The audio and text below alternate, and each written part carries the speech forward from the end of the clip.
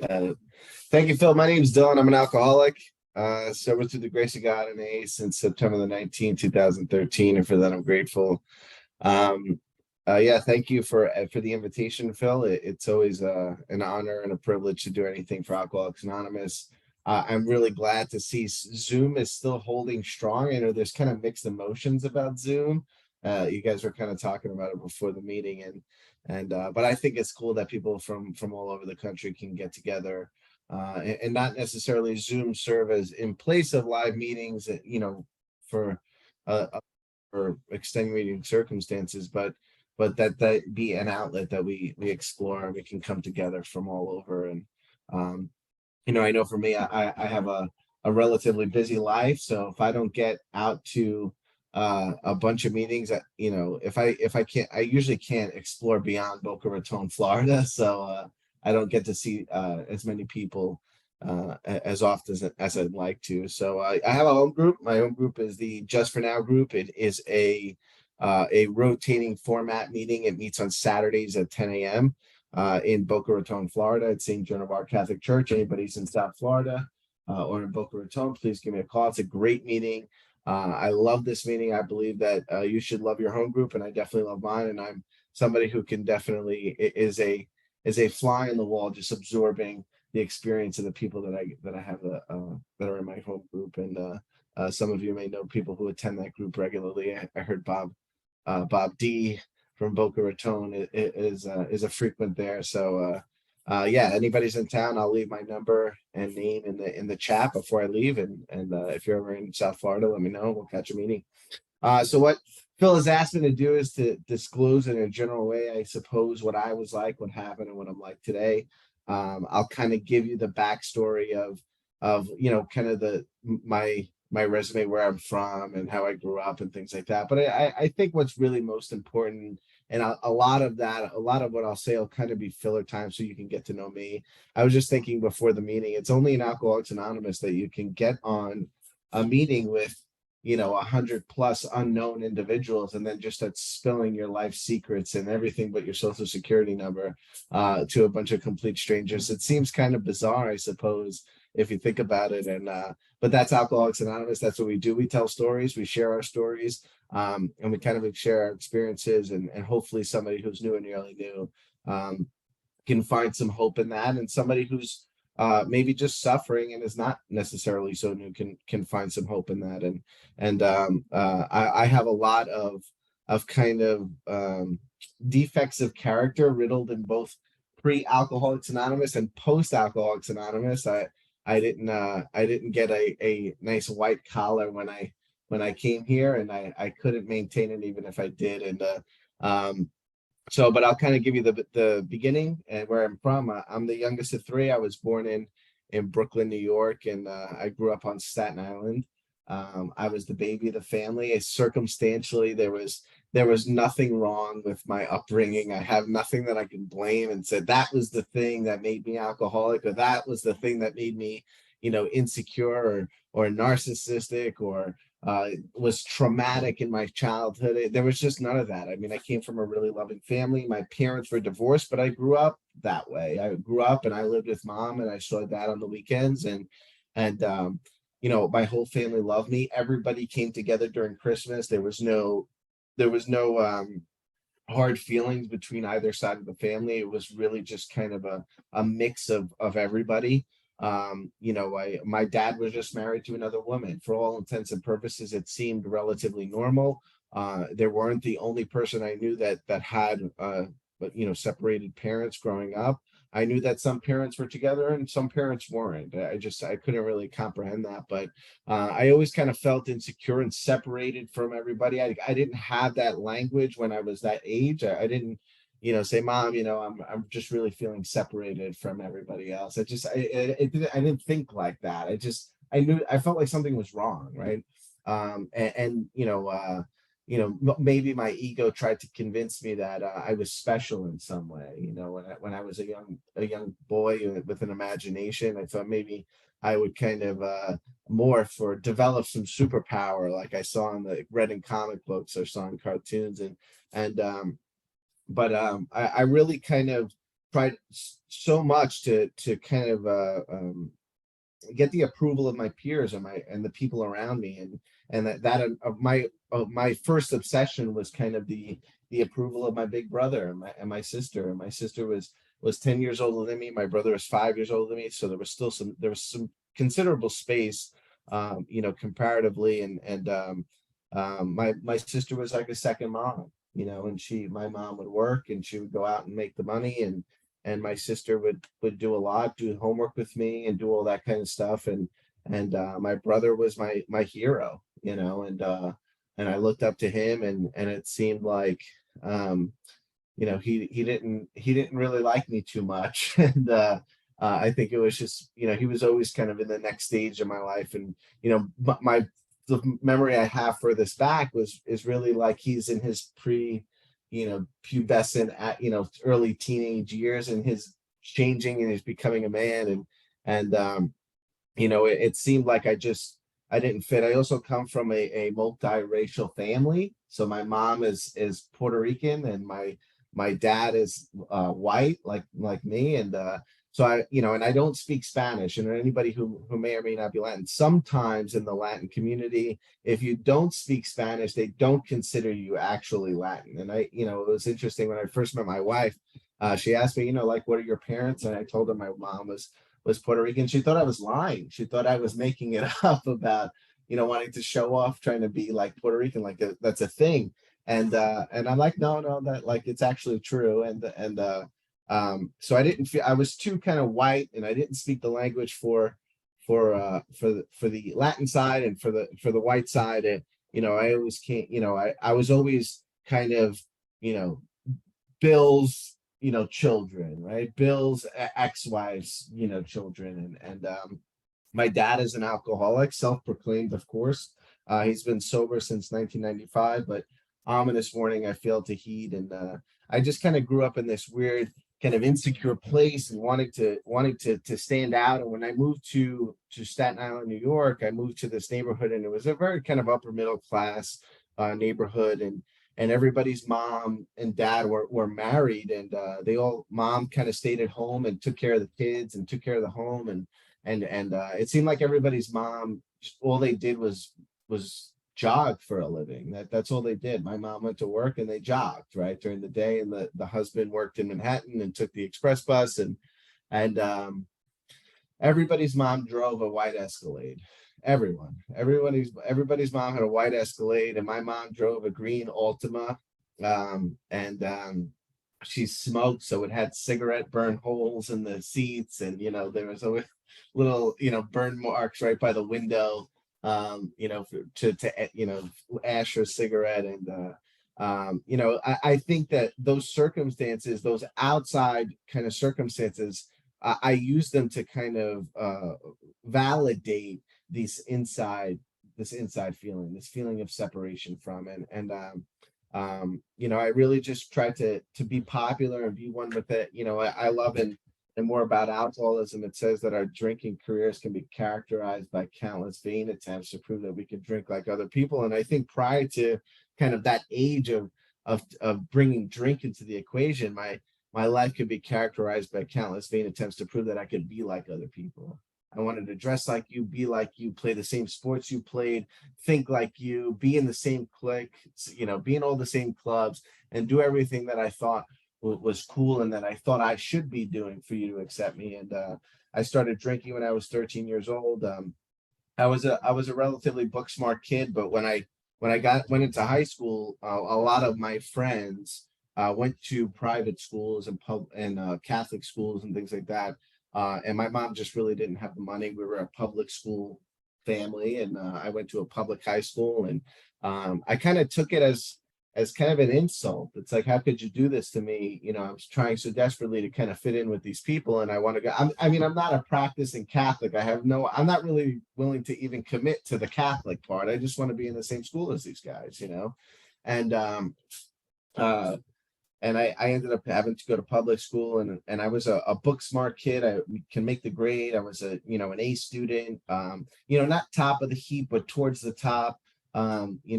being at the top, is hard work, getting, 100 all the time. I don't have that much kind of angst behind anything that I'm doing, but I'm there, right? I can make the grade. And I cut class one day, which is something was so kind of outside of my normal character. It seemed like up to that point, everybody in my family, they were just like, your job is to go to school, get good grades, graduate, and then decide what you want to do with your life so you can become a productive adult. And that was my job, right? And I have 3 kids today, and my son Dylan is the oldest, and he's in first grade,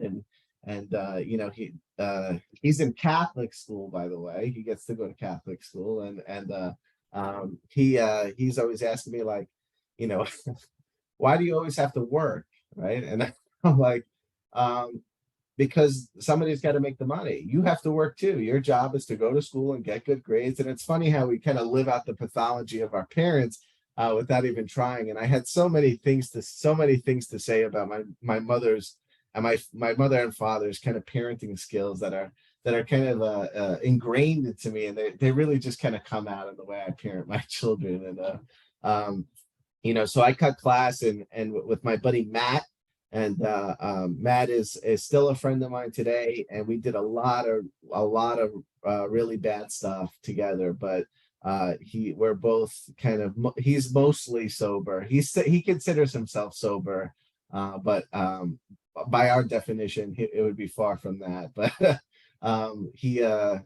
I cut class with him and got drunk and did some other non-IA approved conference dry goods before school, and I just the effect produced by alcohol, it just opened up my whole world, and I felt amazing, and I went back to school, and I fell in love with the effect produced by alcohol, and I chased it. And I didn't grow up rich. I mean, we weren't broke or poor or anything like that. I mean, my mom had money, but she was pretty clear that I didn't. She had money, and that was to maintain our household and give her kids what they needed. And but my mom did work at night. She was a registered nurse, and she worked quite a bit away from our home. And as I said, there was some considerable space between myself, who I'm the youngest, and my brother and sister. And I would have an open house and no adult supervision a few nights a week. So that's how I hosted, right? And I charged you a fee to drink indoors, and that fee would kind of it was a tax. It was basically a tax. You would come to my house. It's freezing cold outside. You got some beers and you want to be inside. I can host. You can come hang out here in my mom's house, destroy her house, and I'll get some of whatever you got, right? That was the deal. And that's how I got by, and that's how I recreated it. And I recreated that, or I attempted to recreate that effect produced the first time as often as I could. And right away, I really fell off.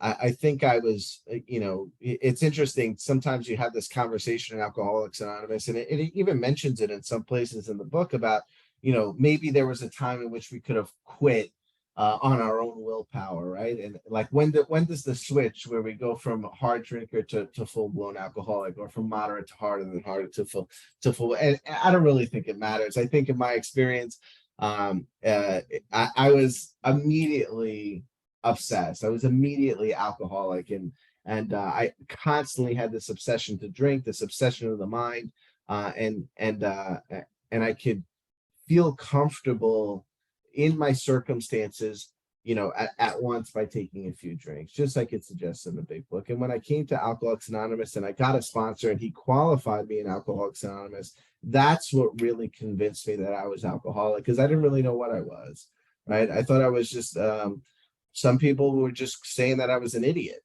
right? And that I was making bad choices, right? And that I had so much potential, and I was the potential kid. I was the kid that had a lot of potential. People always said, "Oh my God, Dylan, he's got so much potential." And I know now today that's not a compliment. I know today that potential is not anything really. It's literally, you have the capability to do so. You haven't done it yet, but you have the capability to one day do something. And I wore that as a badge of honor, but this effect produced by alcohol, I mean, I loved it, and I wanted to do it above all things, right? Above, I knew for certain was true, and that my job was to go eventually figure out. Um, and I stopped going to school almost entirely. I started getting in trouble right away. I had a my first I've been arrested 12 times. I really got into crime. I didn't realize I was as asphyxiated with committing criminal acts. When I would get drunk, I loved to commit crimes. That was a thing that I did. I did it a lot, and I would commit all different types of crimes. And the problem is, I was a pretty terrible criminal, and I would constantly get arrested. And I got arrested 12 times in 10 years. And it not exactly a good track record for a criminal future. And yeah, my first two arrests were actually on the same day, maybe 6 months after I started drinking, and I got arrested for the first time for arson.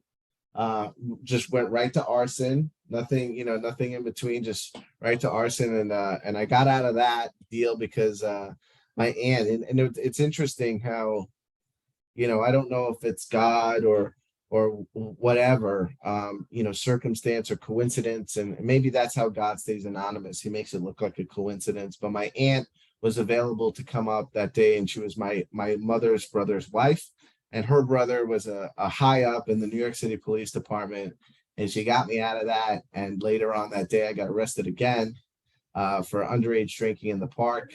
And I was in possession of some other things that were illegal at the time, and the consequence of this was to go to my dad's house for the summer, and I had to write a essay about how marijuana was the gateway drug, and underage drinking could lead to more serious things. And um, my dad is now trying to reintroduce himself in my life, and like I said, he's a member of Alcoholics Anonymous, and he's done. At this point, I mean, I got sober when he got sober. I was 7 years old, and at this point, I'm about 14 years old, and he's been sober about 7 years, and he's trying his best to make amends, right? To do for me what he may not have been able to do for my brother and sister, and that was be a present and willing father, right? And well, what I see out of that is I see more authority, right? Because I live my life from my vantage point, and my vantage point is that I need less people telling me what to do, and I need more freedom and kind of people to look the other way and let me do what I want to do. Because I found the thing that makes me happy. I found the thing that makes me whole. I found the thing that that I think is the secret to living. And going up to his house seemed like a punishment to me. And when I got there, he wanted me to like chop wood and stuff, and he was trying to do like the whole dad things that dads do, I guess. And I remember when I went to his house the early that summer, I was kind of a short, 5 foot tall. I hadn't hit my growth spurt yet. When I came back um, to school the next year, I was like 6 feet tall. I mean, I had grew like a whole foot in that mountain air, and that Pennsylvania mountain air, and it was I was a totally different person. And I also had a very public detainment at that school that the last day of school the previous year, and I started to get this reputation I didn't deserve, and I ran with it, and I knew it wasn't cool, and that obviously gradually things got worse. My family got more concerned about what was going on, the lengths I was willing to go to in order to recreate that initial kind of sense of ease and comfort became more severe and more drastic, and my and then the arrests became more frequent, and after that my mom would do what she thought was right, um, um, and she would hire an attorney and try to save her baby boy, and um, and she would hire this really expensive attorney, and he would show up for me to record, And I know now today that my mom was doing what she thought was right, and that was trying to keep her baby boy from ruining his own life. Um, and I think what may have happened as a byproduct of that is that she softened the blow for a really long time. And I'm not blaming her for anything.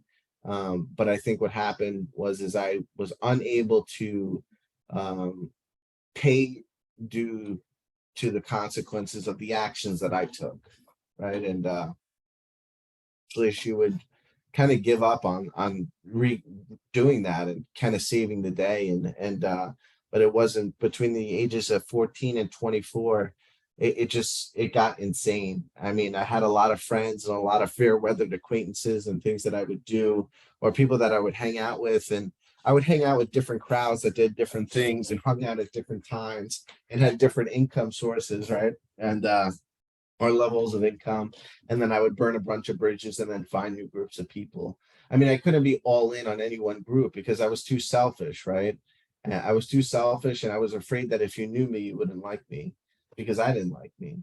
And um, so I would kind of run around town and create problems for myself. And by the time I'm in my early 20s, by the time I actually get to the legal drinking age, it's a very lonely existence for me. I had gone through the clubs nightlife thing and the drinking in bars and the drinking in the woods when I was younger, and kind of drinking in all types of environments, and at the end it was just me and me alone. Even my buddy Matt, who was kind of a crazy degenerate, the guy that introduced me to it all. I mean, he was even like Dylan, you're a problem. Like I can't take you places like where I'm going, you're not invited. And I became people knew, you know, who I was and what I was about. Um, you know, in many cases better than I did. I appeared and acted as if I was a victim of circumstance. I was a victim of being at the wrong place at the wrong time, bad luck, call it what you will. And I was a lone drinker. I would stay up late at night and get drunk and and other things. And my mom wasn't home at nights, and I would just watch TV, like educational TV, because I'm a book smart guy. I have potential, remember? And I would watch a lot of the show Intervention, believe it or not, and doing research, I think. And one day in 2012, my family had an intervention for me, and I was fully prepared. I understood the process in its entirety, and I remember that morning my mom woke me up. It was like really early. It was like 1 o'clock in the afternoon, which was like way before I was used to getting up. And she said, your uncle's here. He wants to say hi to you. Why don't you come downstairs? And I rolled out of bed and like threw some water on my face and went downstairs, and there was like every member of my family, and then like some people that I didn't know. There was this specialist there, and she was an interventionist, and I knew what it was. It was like you have to surrender, or it's like don't even get your shoes, just go. And I know that there's a meeting before the intervention, and everybody gets aligned and all that stuff. And I agreed to the surrender, but it was conditional for me because I wasn't ready to stop. I wasn't ready, and I wasn't going to do it for you, right? And but I knew I had to agree to the terms, and I went to treatment, and I tried some meetings, and I think I stayed sober about 6 7 days, and then just hit it really well. And then 30 days I went back and I got the token, and I showed my mom, look, great, look, 30 days, everything's all good. Thank God we avoided a real tragedy here. And you see, it seemed like she just stopped paying attention. And after a little while, she stopped caring. She thought that she had done the right thing. It took effect, and I was just going to kind of figure it out. And between November 2012 and August 2013, it was just the most miserable and lonely existence. The circumstances weren't necessarily bad, but it was just an emotional, just black hole. I mean, it was horrible. It was lonely. It was depressing. I wasn't brave enough to kind of consider killing myself, but I knew it would be a slow death. And what I found out, or what I've heard later on, and from other members of Alcoholics Anonymous, is that the alcoholic death is real painful, and by the time you actually die, you wish you'd been dead a long time. And I think that's true. I think I was at that place where I was just waiting. I mean, I had this philosophy that if that treatment didn't work, treatment was nonsense. It was BS. It was basically, it was like the war on drugs, right? It was something that they came up with to try to combat it, but it was coming from all the wrong angles. And if treatment worked, everybody would have did it once, and nobody would ever need to get sober ever again. And the concept of relapse, and the mental fallacy, and the disease concept of alcoholism I was completely oblivious to it. And um, you know, I also had this philosophy that if I lived to be 35, I would have lived a long life. And I was resigned to the idea that I'd die from this thing. And I basically stopped trying to quit. I stopped trying to go to psychology. I stopped trying to go to outpatient treatment because I would not agree to an inpatient treatment under any circumstance. And then in August 2013, my mom kicked me out of the house, or she attempted to kick me out of the house. And what I told her was that she needed to go through the legal eviction process because I had that was my legal address, and she needed to basically go through the process of evicting me legally. And she looked at me like she hadn't, she, like, I resembled her son, but it was clear that I had turned on her, and it was clear that something was wrong, right? Something was seriously wrong with the way I was thinking and behaving. And I don't know what happened that day. I had tried to get sober many times before. I had tried to, my mom had threatened me with many things over the years, and I just had this kind of rude awakening.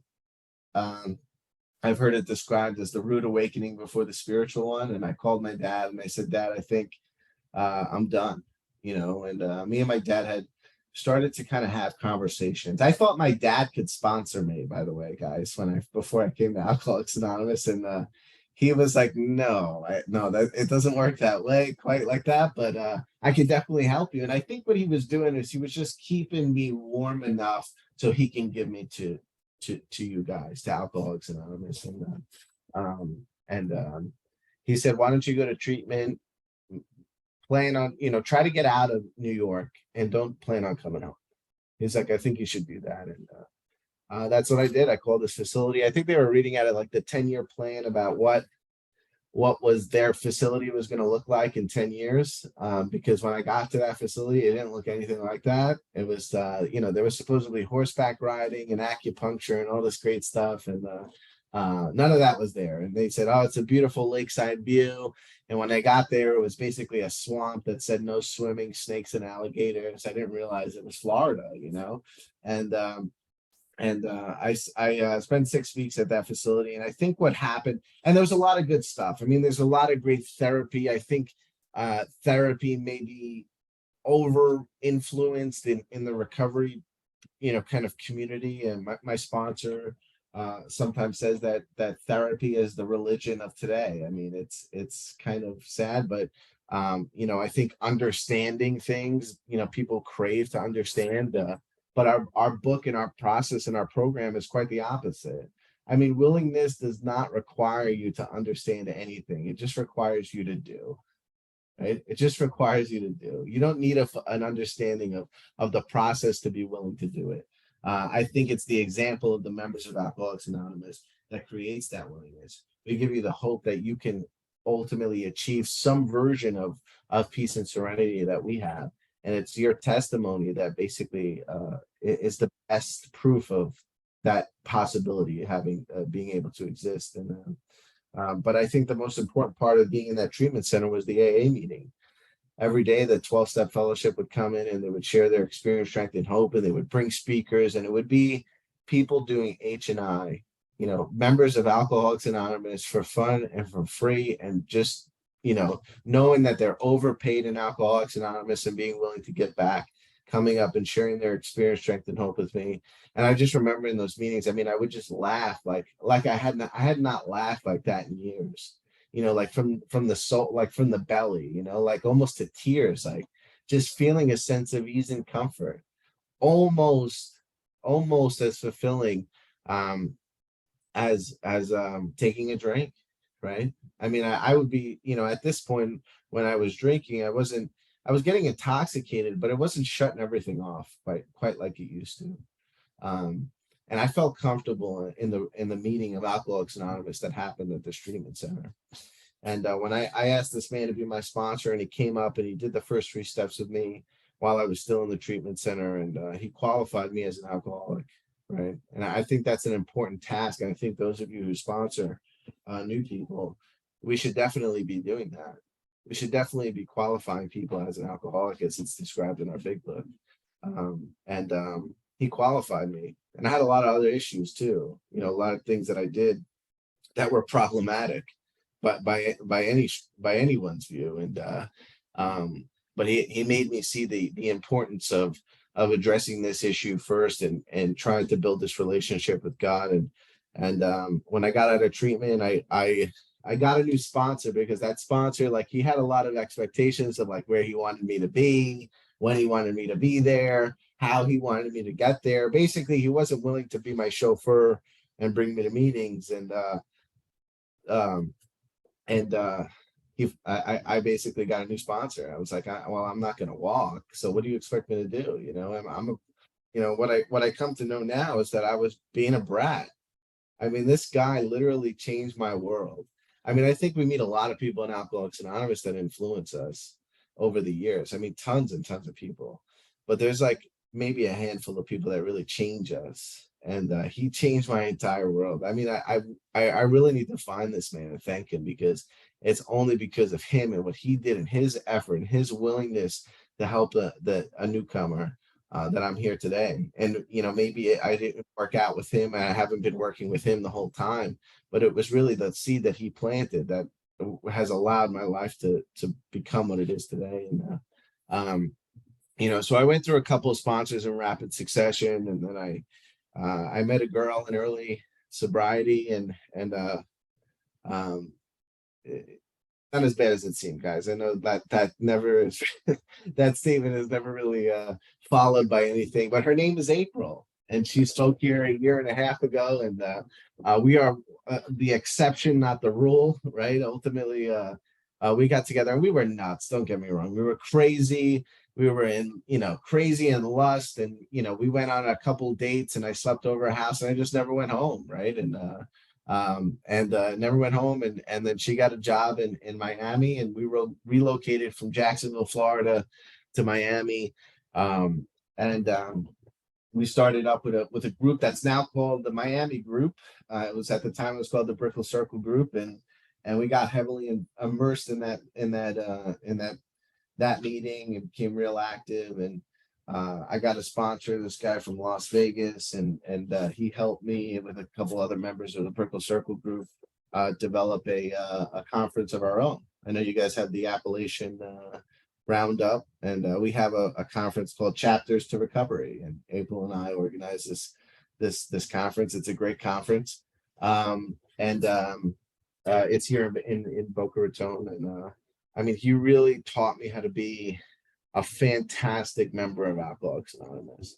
But I made the process of service and being a member of Alcoholics Anonymous a mechanism of the ego, to no fault of this man. It was all created by me. And I really started to develop in a 3-year sober, I basically recreated a whole new set of problems, a whole new set of resentments, a whole new set of fears in sobriety. And I really learned what I think most of us eventually learn, is that the elimination of alcohol is but a beginning, the real demonstration of our principles lies before us in our respective homes, occupations, and affairs. Is that what we teach in Alcoholics Anonymous is applicable everywhere, and that it's so much more than taking the drink out. It's so much more than avoiding the beer aisle or the beer cooler at the supermarket. And I made my membership in this group a mechanism of the ego. And I had a very big part in basically dismantling this very, very healthy group. I mean, I alienated people that had been members of that group for years. I, I was on this crusade to get as many sponsees as humanly possible. Um, I started to neglect my relationship with my now wife. She was also pregnant and with our first child, and eventually had our first child. And I was completely absent as a father, as a significant, as a eventually what it would be called a spouse, but we were effectively spouses at the time. We were living together. For all intents and purposes, we were spouses. I completely neglected my family. I was having issues at work. I was on the verge of getting fired. And I ended up changing to a man, another Bob. I got another Bob from Minnesota, and he was a guy that is married 50 years, sober 55 years, and everything. He's been doing everything for 55 years, and he was a family guy, and I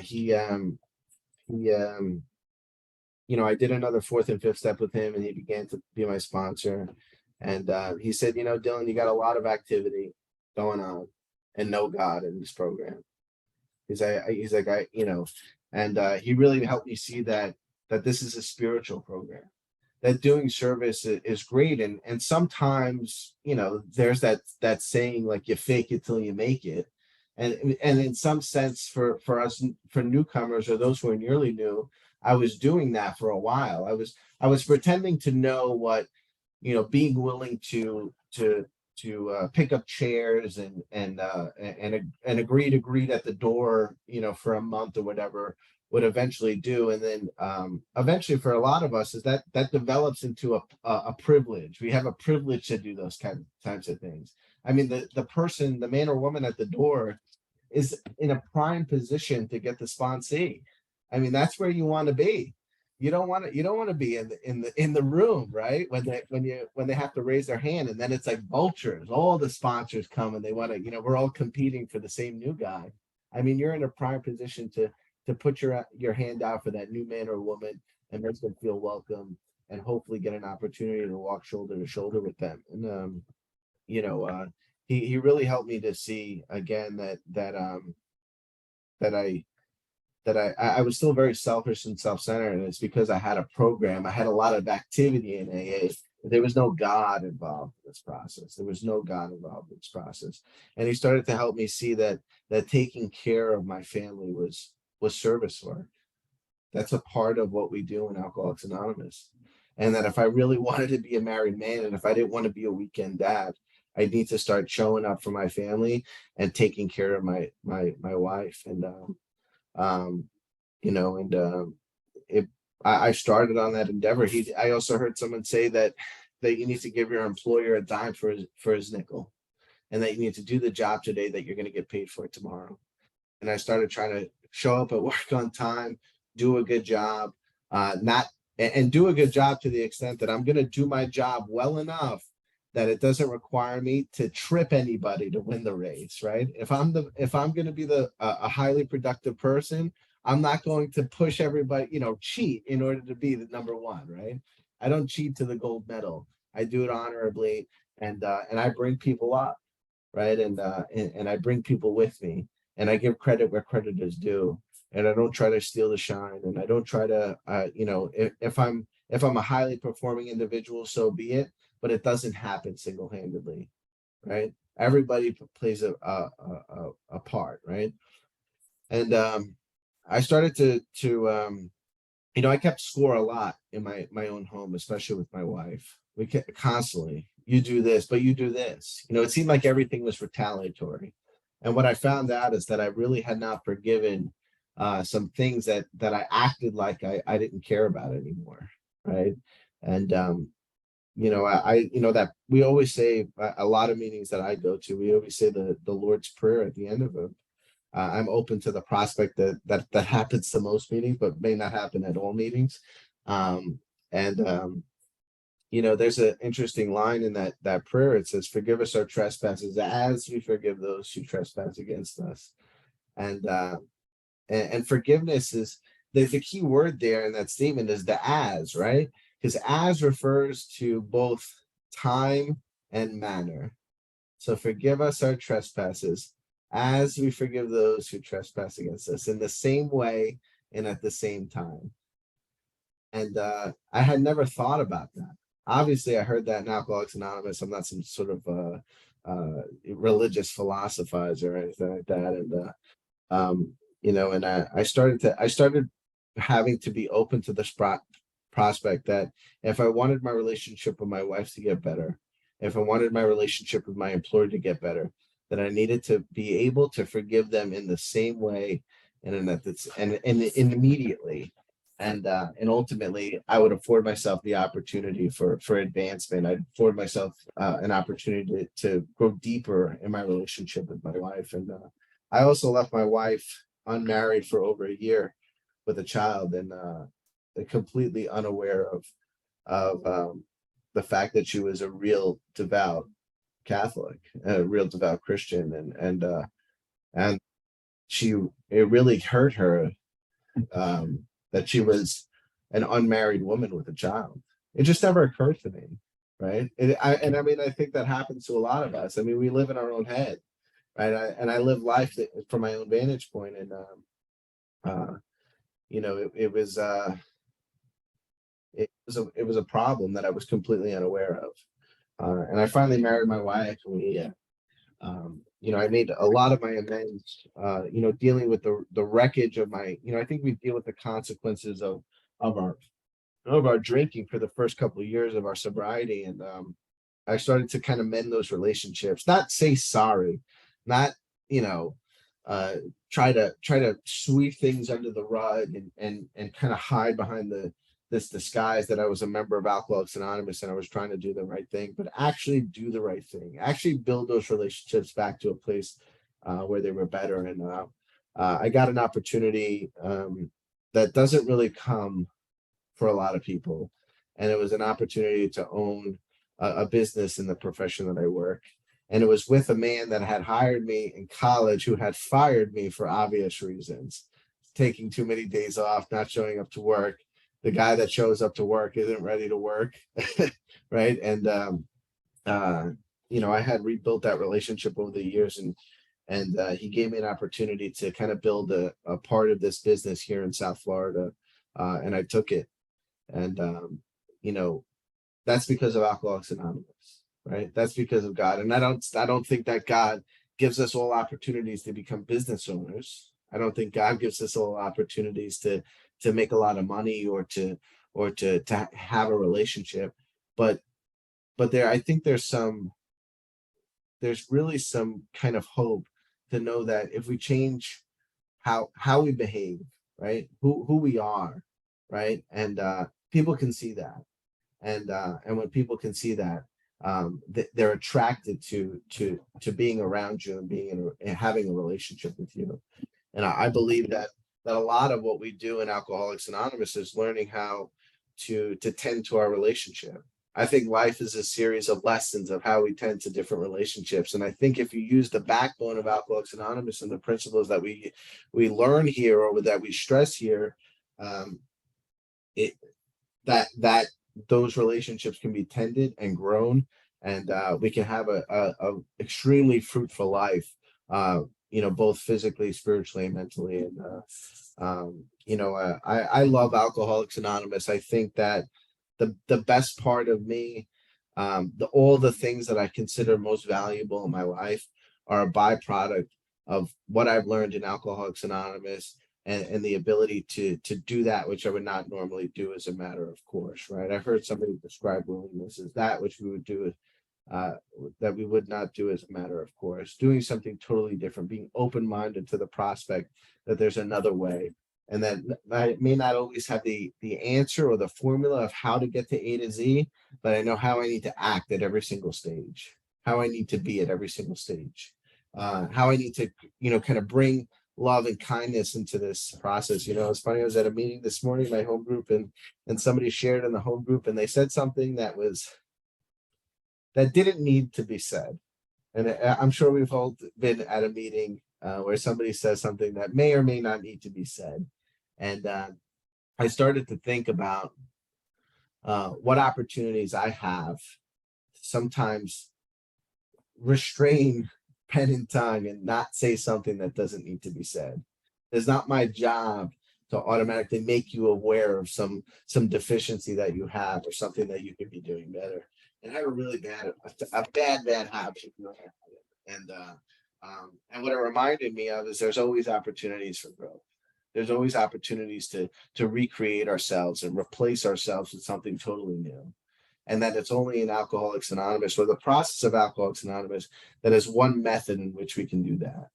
Right? We have a system in place where we can grow God, reduce me, and really kind of create a whole new thing or an improved thing, a continuously improved thing. And when you continuously improve something in many, many ways, it's always new, right? It's always different. It's always better, right? And um, you know, like I said, I love Alcoholics Anonymous. I love my home group. I mean, I'm super fortunate that I've had the opportunity to meet many people all over the country. Some of that due to Zoom, that have really been able to influence me. And I have a few people in my my phone book that I've been able to build a relationship that have really changed my life. And I have a great relationships with my family, my mother, my brother. A few years ago, I'll kind of tell one last story. And in 2016, 17, my sister died in a motorcycle accident in Philadelphia. And she was 38 years old. She was engaged. She was a young woman. She was also a motorcycle rider. So I'm not, it wasn't a free, she rode a motorcycle. That's what she did. And she wasn't a weekend rider. She didn't own a car. She owned a motorcycle. I remember she came down to Florida, and she would not even stay with me. I was like, well, where are you going to stay? She's like, oh, I have a hammock. And she would like find like a place to park her bike, and she would string up her hammock. She was like one of those people, and she really lived that life and she loved it. She was a very experienced rider, but things happened.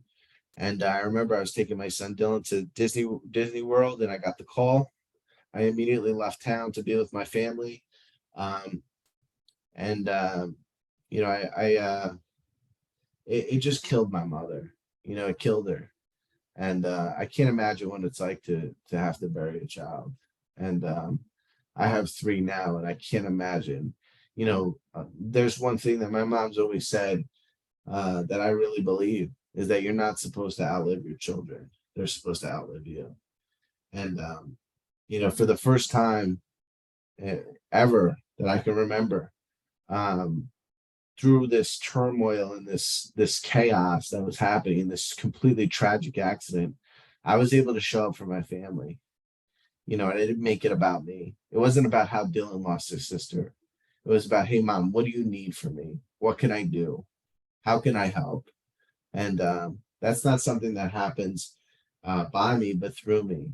And that's not something that's innate in me. I mean, my default is to think about me. I mean, this was my sister, the woman who changed my diapers, the woman who took me to school, the woman who did my homework with me. It wasn't about that. It was about me showing up for my mom. Every time I got arrested and I came up to be arraigned, she was always there in the courtroom. Anytime I had a baseball game or a hockey game or a football game, my mom was always there. And it was for the first time ever that I was able to show up for her and give her what she needed. She had been giving me what I needed for years, for 3 decades, and it was an opportunity for me to finally be able to reciprocate. And obviously it's a hard situation for any family, when something like that happens. And but I didn't make it about me. And I showed up for my family for once. And that's because of Alcoholics Anonymous. That's because of the people that were close to me. And I called a man that is coming to your conference this year. He's from Rockaway. My mom was living in Rockaway at the time. And I just called him up, and he was like, come over to my house. I didn't know him from Adam. I just went to his house, and he had a big book study, and AA just really showed up for me. And the people were just so kind and loving. And I was able to transmit that love to my family when they needed it most. And really kind of stay in the position of being loving and tolerant, not selfish and self-centered.